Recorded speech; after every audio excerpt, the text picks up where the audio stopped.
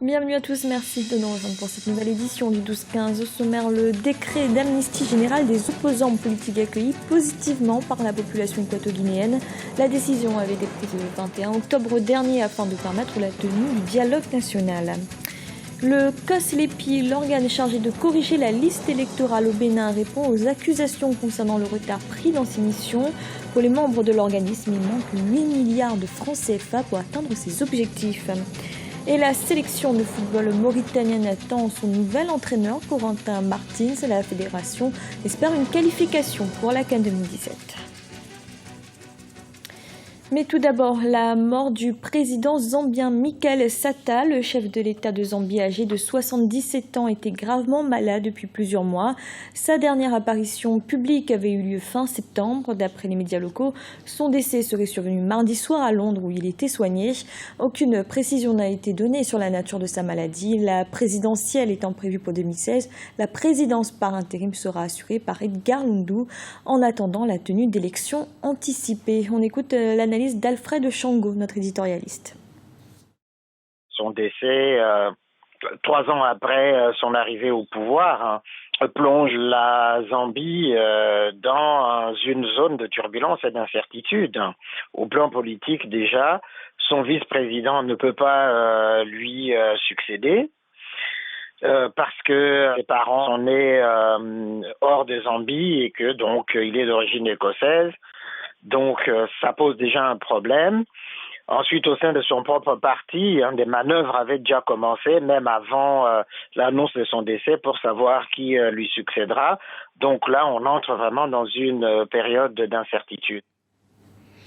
En Guinée équatoriale, le président Teodoro Obiang Basogo a signé le 21 octobre dernier un décret d'amnistie générale des opposants politiques, une décision prise afin de favoriser la tenue du dialogue national qui doit avoir lieu au mois de novembre, un geste qualifié de positif chez la population. Du côté de l'opposition, on considère qu'il ne s'agit que d'un premier pas. Un reportage de notre correspondant Policarpo Edou Massalzegue. Le gouvernement et l'opposition équato-guinéenne se retrouveront face à face dans quelques jours. Le dialogue national en Guinée équatoriale est l'occasion pour les politiciens d'harmoniser leur vision et idéologie pour l'avenir du pays. Afin de permettre la participation de tous les acteurs politiques, le chef de l'État a promulgué un décret d'amnistie générale à l'adresse de tous les opposants politiques, y compris ceux en exil. Une initiative saluée par les habitants de Bata. C'est une très bonne idée parce que ça permet à tous les équato-guinéens de se réunir pour le développement de notre pays. La politique, ce n'est pas bien de faire ça à l'extérieur. C'est mieux qu'ils rentrent, ils s'assoient ici, ce qui ne va pas, qu'ils s'arrangent avec le gouvernement. Les membres du CPDS, parti de l'opposition, valorisent la décision du président de la République. Néanmoins, la qualifient d'insuffisante. L'opposition demande au gouvernement la mise en place d'un médiateur. Aussi bien son acceptation d'organiser le dialogue national que l'amnistie qui a été demandée par l'opposition sont des pas qu'il faut considérer comme positifs dans ce que nous attendons. En précisant tout de suite après que ce sont des pas largement insuffisants par rapport à ce que nous souhaitons. Nous avons demandé à M. Obiang un médiateur parce qu'il ne peut plus être juge et partie dans ce dialogue. Rappelons que ce n'est pas la première fois que le chef de l'État équato-guinéen ratifie un décret d'amnistie générale. En 1993, le président Teodoro Obiang Basogo avait déjà signé ce texte qui permettait d'instaurer un multipartisme dans le pays. Au Bénin, les membres du COSLEPI, l'organe chargé de corriger et d'actualiser la liste électorale au Bénin, ont tenu à s'expliquer sur les retards pris dans leur mission. Ils estiment que les financements sont insuffisants et réclament 8 milliards de francs CFA supplémentaires. Un reportage de notre correspondante Shiraiwa Taima. Entre volonté de réduction des dépenses et demande d'apports financiers supplémentaires en vue de finaliser la correction de la liste électorale permanente informatisée, l'EPI, une impasse se dessine. C'est du moins ce qui transparaît des différentes clarifications apportées par le gouvernement béninois et le Conseil d'orientation et de supervision de la liste électorale permanente informatisée COSLEPI. Depuis le début des opérations d'appuyement de la liste électorale, environ 9 milliards de francs CFA ont été décaissés par le gouvernement. L'organe en charge de la correction de l'outil électoral réclame 8 milliards supplémentaires afin de finaliser les étapes du processus de sa correction. Elle consiste en la collecte de données biométriques et l'établissement de cartes d'électeurs. En effet, le COSLEPI déplore la non-adoption du budget soumis au gouvernement d'un montant de 13,5 milliards et le retard observé dans le décaissement des fonds. Sans cette contribution supplémentaire, les membres du COSLEPI prétendent ne point être en mesure de poursuivre les travaux. Nous ne sommes pas en train de travailler pour la LEPI 2014-2015. Nous sommes en train de mettre en place le fichier électoral national du Bénin pour une durée de 7 ans.